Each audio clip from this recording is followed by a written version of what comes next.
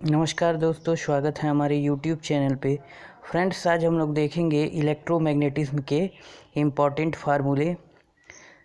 चलिए शुरू करते हैं। Faraday's law of electromagnetic induction. Faraday's law of electromagnetic induction क्या है? E is equal to minus N D phi by D T. E क्या है? इंड्यूस्ड EMF है, जो भी होगा। और n क्या है? Number of turns. और D phi by D T क्या है rate of change of flux. और magnetic flux and magnetic flux density, ये क्या होता है देख लीजिए। One weber is equal to 10⁸ line of force, या इसी को मैक्सवेल भी बोलते हैं। लाइन ऑफ फोर्स को मैक्सवेल भी बोलते हैं, यानी 1 weber is equal to 10⁸ maxwell. और B is equal to phi by A. Phi क्या है? फ्लक्स है।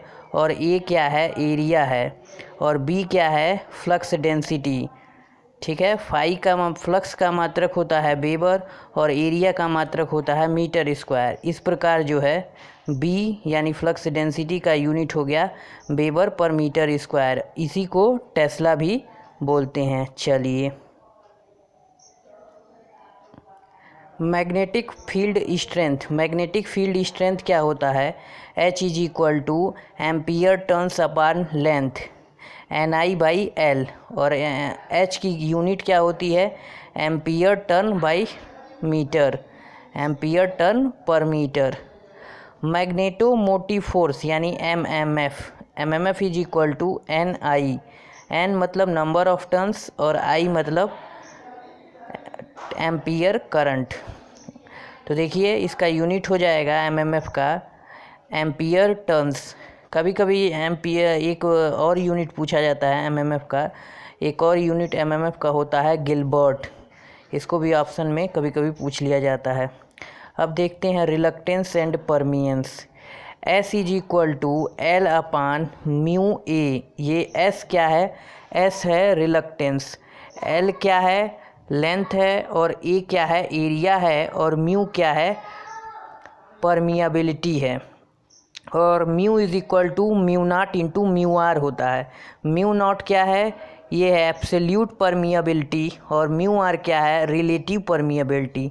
चाहे रिलेटिव परमियाबिलिटी हो चाहे रिलेटिव परमिटिविटी हो, उसका यूनिट नहीं होता है, यानी ये यूनिट लेस क्वांटिटी हैं। और रिलक्टेंस का मात्रक जो होता है एम्पियर बाई वेबर होता है, या 1 अपान हेनरी भी होता है।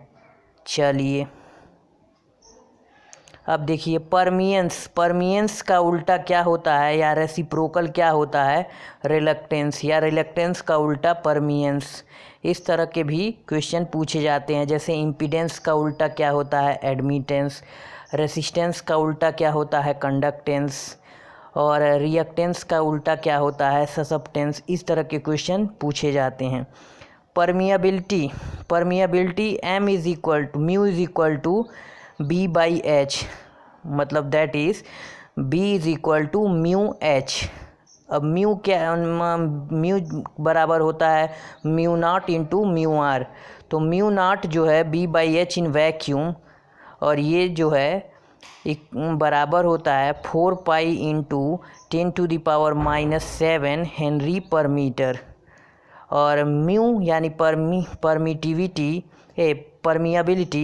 परमियाबिलिटी का यूनिट जो होता है वो म्यू नॉट का यूनिट जो होता है वही होता है, यानी हेनरी बाई मीटर। और म्यू आर यानी रिलेटिव परमियाबिलिटी, उसकी यूनिट नहीं होती है। चलिए, अब relation between flux MMF and reluctance ये देखते हैं। फ्लक्स इज इक्वल टू होता है MMF upon reluctance. MMF is equal to होता है NI, ये F गलत लिखा है, NI बाई S हो जाएगा। Flux is equal to NI by S। अब देखते हैं nature of the induced EMF। ये क्या है? E is equal to BLV sine theta. E क्या है? Induced EMF। B क्या है? Flux density. L क्या है? लेंथ है। और V क्या है? वेलोसिटी है। चलिए, force on a current carrying conductor in a magnetic field. यानी मैग्नेटिक फील्ड में अगर कोई कंडक्टर करंट कैरी कर रहा है तो उस पर फोर्स कितना लगेगा, ये होता है F = BIL sin थीटा।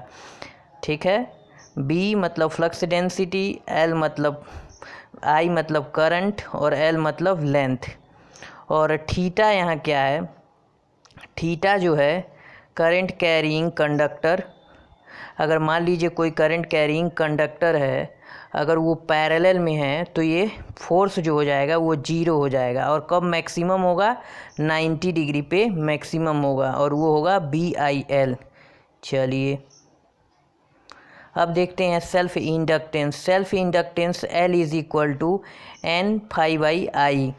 और सेल्फ इंडक्टेंस क्या होता है, जब किसी कॉइल में अपने करंट फ्लो होता है तो उसमें अपने ही इंड्यूस्ड EMF के कारण जो इंडक्टेंस उत्पन्न होता है उसको बोलते हैं सेल्फ इंडक्टेंस।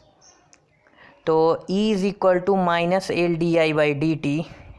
E क्या है, E है वो इंड्यूस्ड EMF है, और L क्या है, इंडक्टेंस है, और dI/dt क्या है, rate of change of current. तो इस तरह L = N, अगर फाई की वैल्यू हम रख दें यहाँ, फाई = NI/S होता है, तो इस तरह L = N²/S आ जाएगा। और ये इंडक्टेंस का यूनिट जो होता है वो होता है हेनरी। और इंडक्टेंस का एक और यूनिट होता है, ये फार्मूला होता है अगर यहाँ S मतलब रिलक्टेंस का जो है फार्मूला, रिलक्टेंस का फार्मूला है S = L/μA, अगर उसको रख दें तो L = N²μA/L आ जाएगा। और म्यू बराबर होता है μ0 × μr, तो ये भी रख दें N²μ0 μr A/L। चलिए